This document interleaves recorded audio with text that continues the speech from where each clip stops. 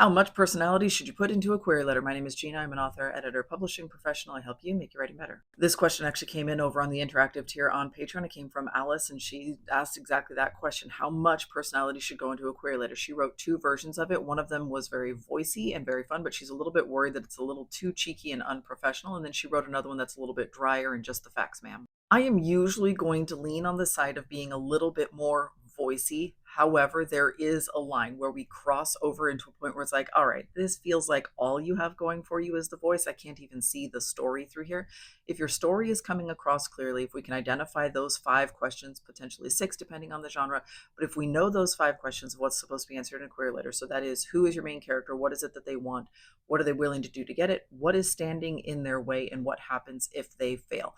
If you're doing some version of like I have no idea why this person is the one that's going to save the world, that might be a secret sixth question of like, why is she the one to save the world? Does she have magical powers? Is she the only one with the answer to this mystery? Something like that.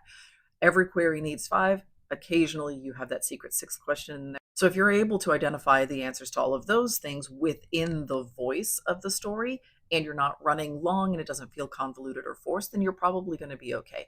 Leaning towards a little bit of that voice and letting some of your personality and the personality of your story shine through is a good idea. You can definitely go overboard here, but there are so many very dry, very boring query letters that you're going to stand out if you've got at least a little bit of your voice in there. And this doesn't have to be heavy handed. This can be as simple as word choice. A lot of times people think that they need to add a lot of cutesy asides and parentheticals and things like that. And that's usually not necessary.